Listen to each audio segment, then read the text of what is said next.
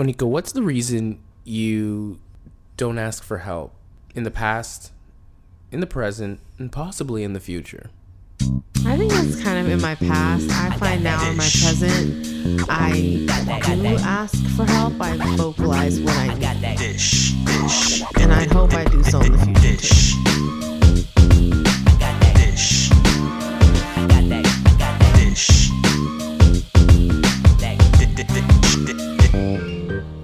Dish. Hey y'all, it's Onika. And J.R. And you are dishing with Dainty Dish. How you doing, J.R.? I am doing swell.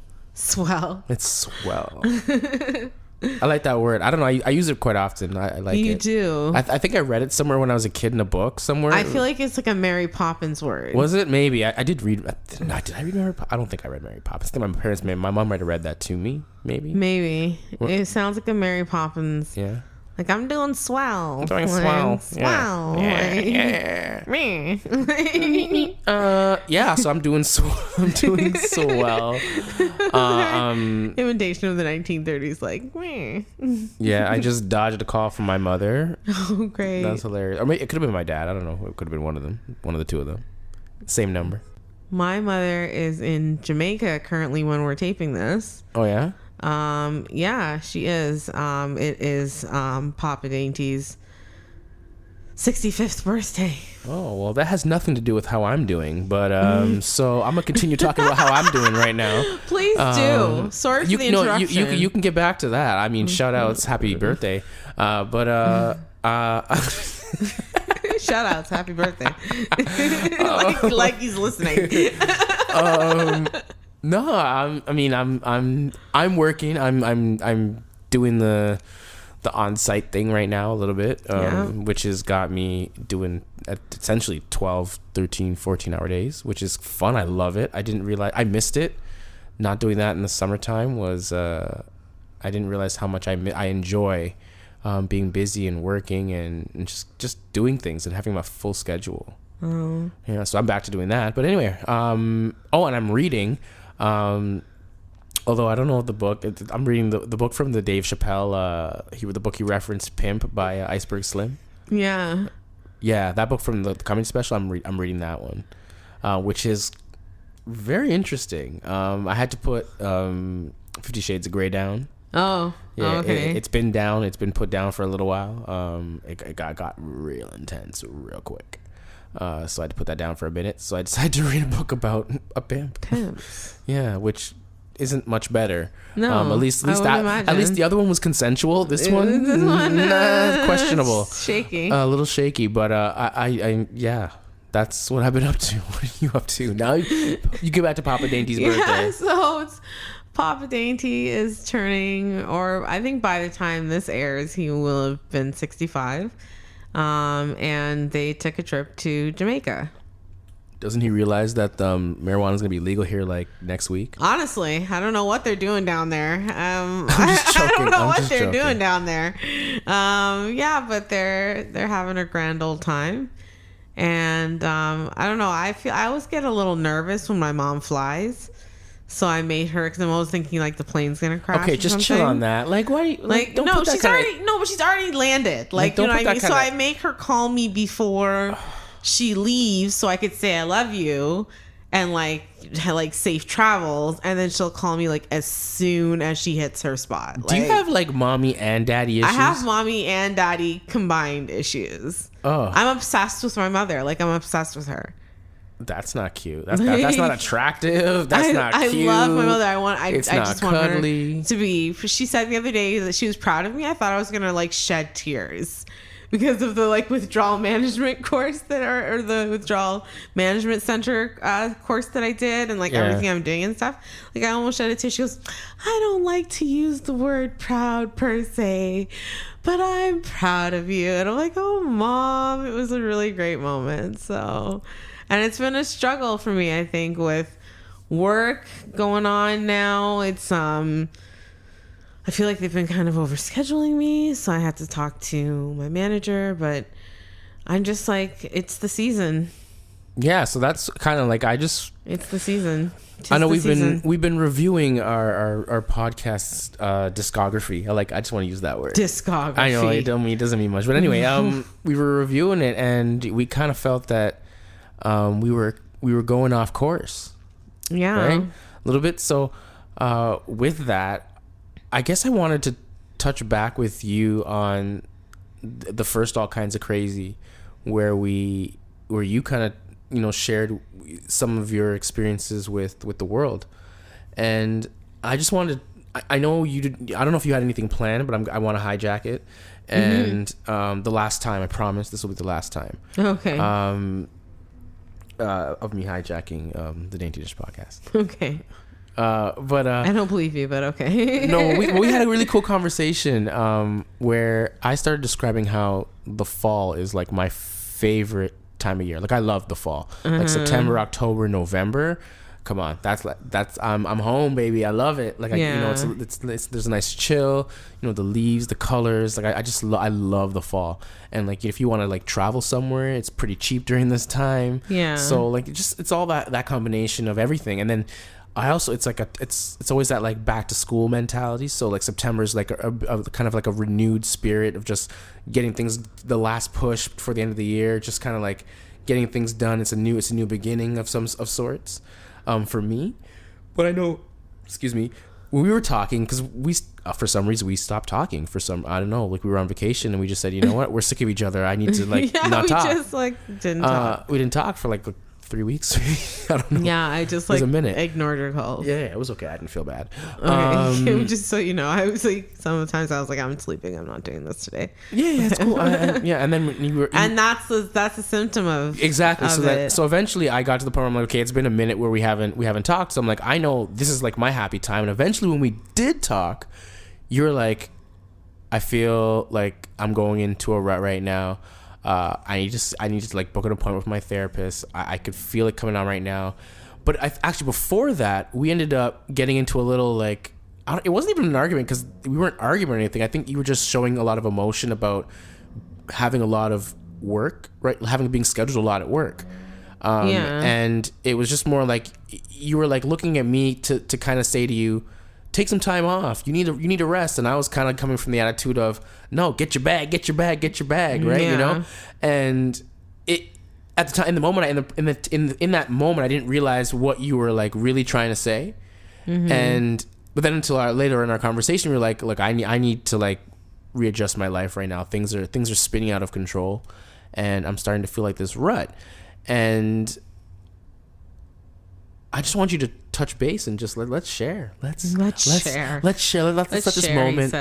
Let's have this moment of. It sounds corny, but like, who cares? What's going on in Onika's life? What's going on in your life? Because I mean, I'm happy, and we're usually yin and yang. So if I'm feeling super super happy right now, I might be super you down. might be super down. So I just want to know like what's going on. It's the season.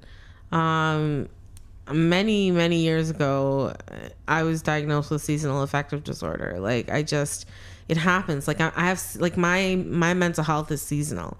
Like usually around this time, I'm somewhere locked off in a hospital, and then there's the months, the comeback after the come down. After I come down from my manic episodes, I have to deal with this like it just hits you like a ton of bricks. This depression. This like deep, like nagging, don't want to do anything, don't want to see anyone, don't want to talk to anyone, don't want to go anywhere. Like it's just, it's overwhelming. And I think I've gotten to a point in my mental health that I can see it coming. And that's what's been happening lately.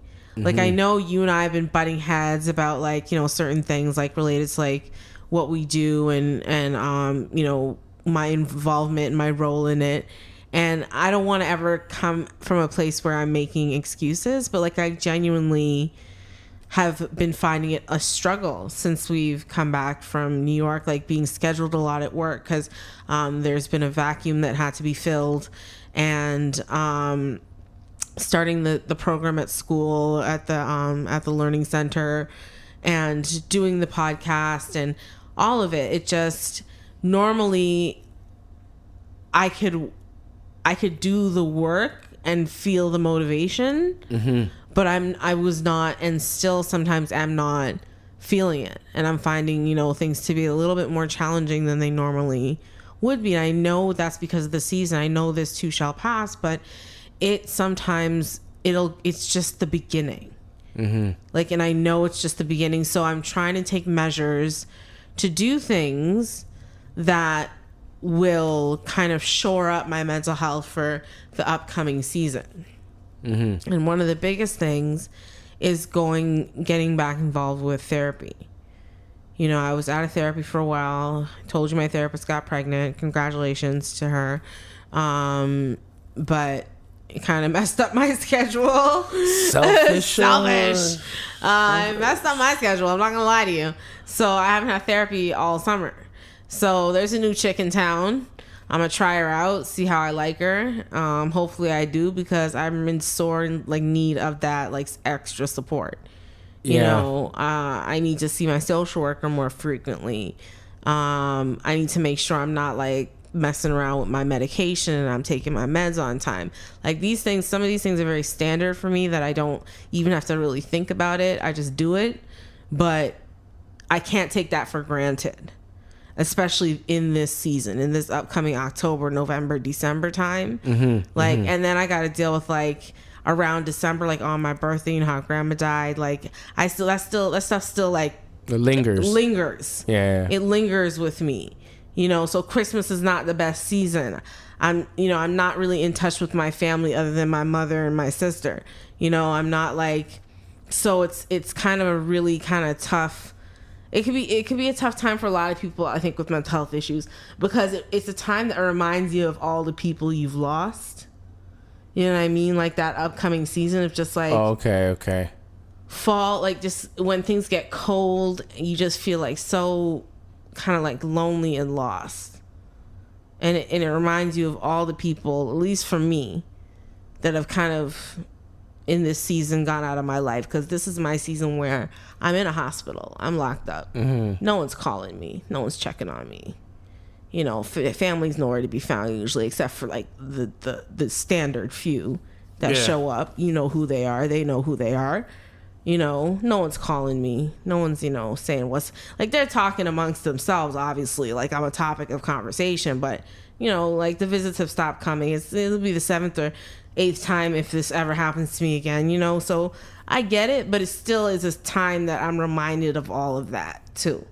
And that's why I find it challenging sometimes to ask for help, because when I'm in there alone. I'm in there by myself doing it on my own.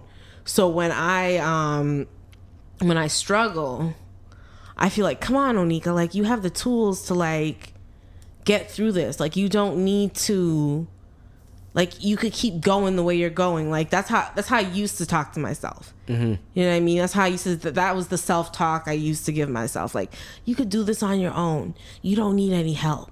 You don't need anyone telling you what to do or how to live your life. You could do this. You're taking on, you have 5 projects on the go, do all of them. Just go hard, go ham, and you'll be fine. Right? But then the stress becomes so much and I implode on myself, and I learned that about myself. So that's why I'm doing things stepping back from work and saying, you know what, don't schedule me 5 shifts a week, schedule me 4 shifts a week. And if that doesn't work, schedule me 3 shifts a week, because money isn't more important than my mental health. Absolutely. Absolutely. I'm gonna get my bag at some point. I'm gonna get my bag. You gotta make sure your head's straight. Thank you. First and foremost. Thank you. Yeah. So I don't know. It's just a challenge. It's always been a challenging season. I've always noticed it since, how far back can I think? As far back as I can remember. I think I would have really noticed it my first year of university, because I was away from my family, right? So it was a different environment. There was no one to check me and say, Onika, get up, you got to go to school. Yeah. So I'd sleep all day. I would just be under the covers all day for days, weeks at a time. Ended up on academic probation. I'll admit it. I've been on academic. It was academic warning. It's academic warning. But yeah, like from as far back as that, I think, because like when you're younger, like I had grandma living with me, so she wouldn't let me stay home from school because I was feeling sad. You know, Yeah, but there were days you had to get up and go because grandma's like, let's go, like get your uniform on, get to school, like she used to say, go the go show. That was her saying.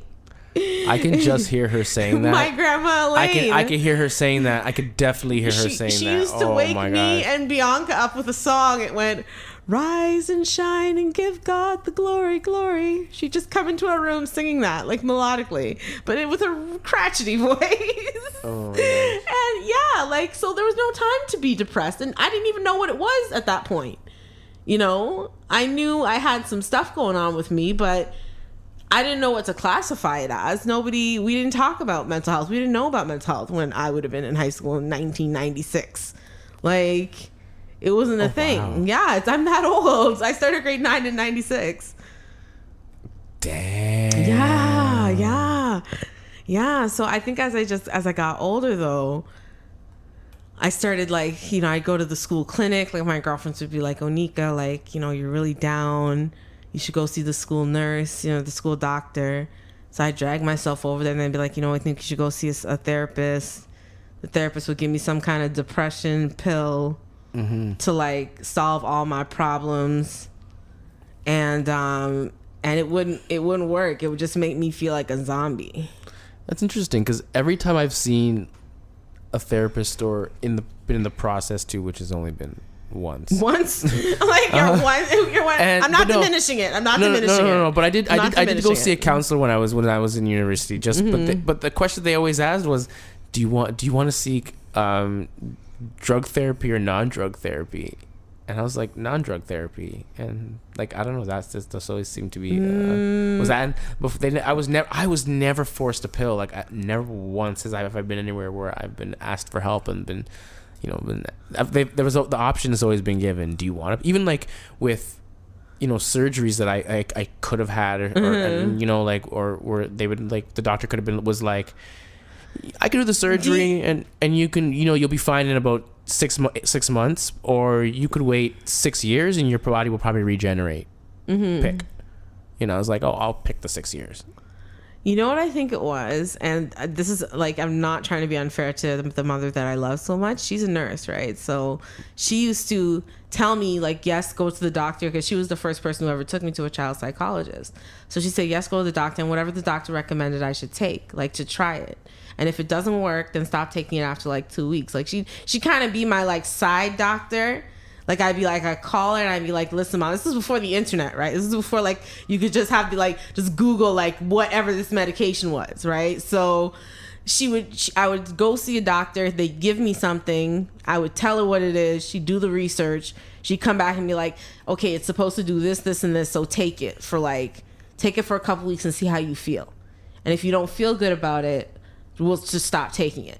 Okay. See, my house was a little bit different. My mom is a nurse too. Yeah. But my dad was my personal advocate. So if any, like my mom was always healthcare professional, follow the instructions, do it that way. This is like my medical ethics, all that kind of. I'm not saying your mom doesn't have medical ethics or anything like that. I'm just well, she don't care by now. She's about to retire anyway, so whatever. I'm not saying that. I could put her on blast. No, I'm not she's not going to lose her job. No, I'm not saying that. But it's just like, my mom was always just like, follow the instructions. Just do it, follow the instructions. My dad would just be like, I don't know about that. He'll question it at the doctor's office, but he won't question it. Like, once the decision's been made, like, we're doing it.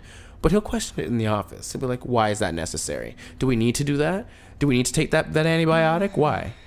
Can we go without it? And the doctor would be like, well, you could go without it. And I'm like, okay, we're going to go without it. Like, they kind of like, I think that was more of a... I used to get prescribed medication knowing very well that I wasn't going to take it. Really? Like, that was one of my biggest... Not being non-compliant with my medications what got me the help actually that I actually needed, which is an ass backwards thing to say. But...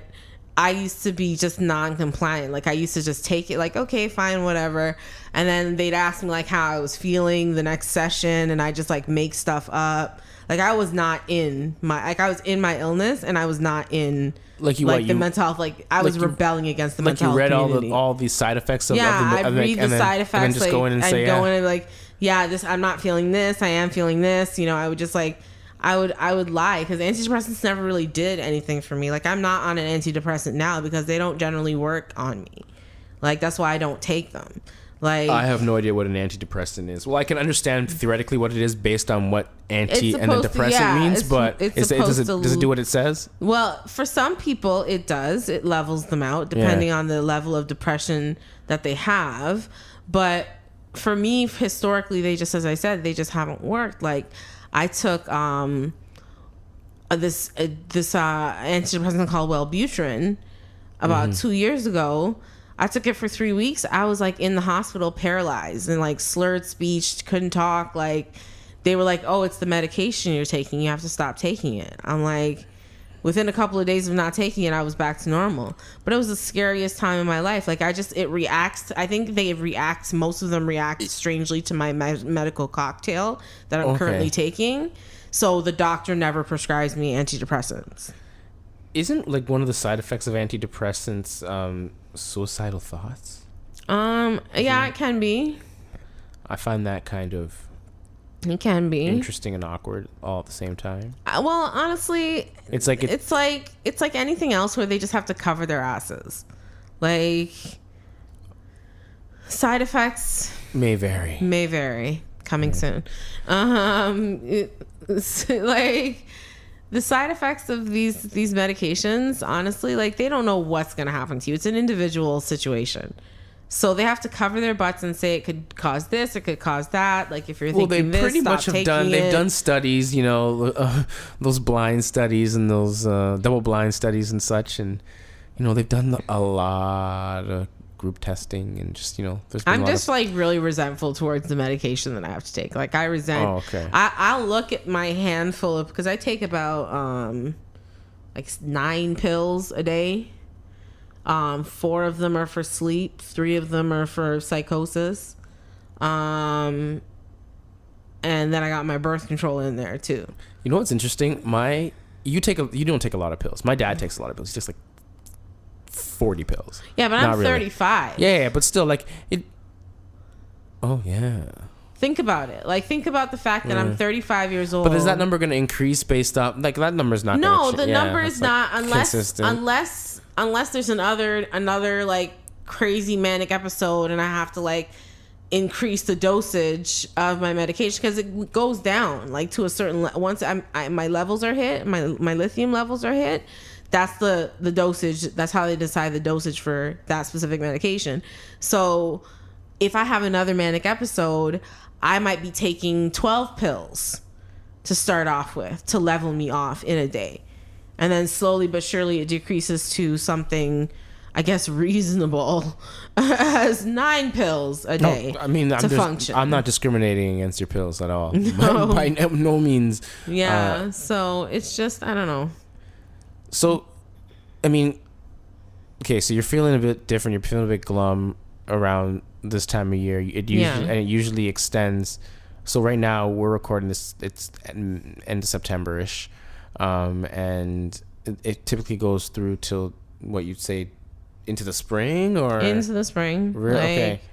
January, February, if I don't do something about it. Like the last 2 years, I was not on the spectrum of depression, according to my therapist. Mm-hmm. I went through, because she used to do extensive like surveys. I remember last year. Yeah, you were doing these surveys. You were the sane one last year. You were just like totally. You were the one telling me, buddy. So my therapist says that I'm okay. So you got a problem. Yeah. So the fact that I'm feeling this way right now, it's disconcerting. It's very it's making me very, very nervous. So I'm hoping things will fall into line. I'll be able to see her. Yeah, you've been a bit off. Yeah, I know. That's what it is. That's what it is. That's what depression is. That's just what it is. Like one day you're fine and the next day you're just not fine. Like I don't know how to describe it exactly. It's just, but I don't know. Like the best way I hate to use this reference, but Kanye West said the sunken place. Like I think that's like a really good description. It's just a really good word, a really word combination. Yeah. Just a place where you're sunken. You're just not. You can't even, like, honestly, I'm gonna say this because it needs to be said. Okay. There are taking a shower on a daily basis is something I have to tell myself to do right now. Like, there have been years where I'll go weeks without showering. Because I'll go weeks without getting out of my bed, sans to go in the kitchen or to order to get the takeout food or whatever the case may be. When I first moved into my apartment in 2016, it was full of my boxes. I didn't unpack for like 6 months. Like, I moved in October of 2016, didn't unpack till like March, when I was feeling the energy again. Like, spring is when I spring into action. Fall is when I fall into a depression. That's how I think of it. Summer, I'm usually fine. Summer, I'm high because it's sunlight. There's light. There's activity. Like, that's when I'm starting to fall into a manic state. And then I'm, period of time, 2 months usually hospitalized. And then I just fall into a depression. And it happens just like snap your fingers. So I'm feeling it because there's this whole new level of self-awareness that I have. Since I've been working with the people that I work with every week. Which is amazing. Yeah, there's this whole new level of self-awareness. And I can see it happening, like, right in front of me. Like, it's like a train that's coming towards me. And I'm just like, nope, you are not going to hit me. I'm not going to let you bowl me over and have me not live the life that I, want to live. Like, I'm not going to allow that to happen. So I'm doing the work, and it might not seem to outside people that I'm making a lot of changes, but like, the little changes that I am making are going to go a really long way. And they mean everything. You got to start somewhere. Yeah. I mean, I don't know, like, you see the way I measure growth. I just look at a pinpoint of a year. I just go year by year and say, okay, am I better off today than I was last year at this time? And I mean, for you could say you are, right? Like, look at you. You've got a consistent job that you're now saying. You spoke up. That's one thing that I don't know if we spoke about that. I don't know if we spoke it over or we glazed over. But you actually spoke up and went into your work and said, hey, look, I appreciate all the hours that I'm getting. Yeah. But I think that it's a little too much for me right now. And can we scale it back a little bit? I mean, you were confident enough to go in and do that and advocate for yourself, and that's great. Like, I remember you, because you called me after doing that. That was like you were just like, look, okay, you were like, you were like a little huffy puffy. You're like, look, I'm feeling overwhelmed right now. I'm in the process of doing some things to, like, fix my life. So, I'm about to book an appointment with my therapist, but I was calling you, but like, I just went into work and I asked him to reduce my hours. But like with the podcast, like, we got to pick a specific day that we can just kind of focus on recording on that day. And I need to just schedule that day because, everything else. And you just were like on this cycle, but at the same time, you were just like, you knew exactly what you were doing. Yeah. You were.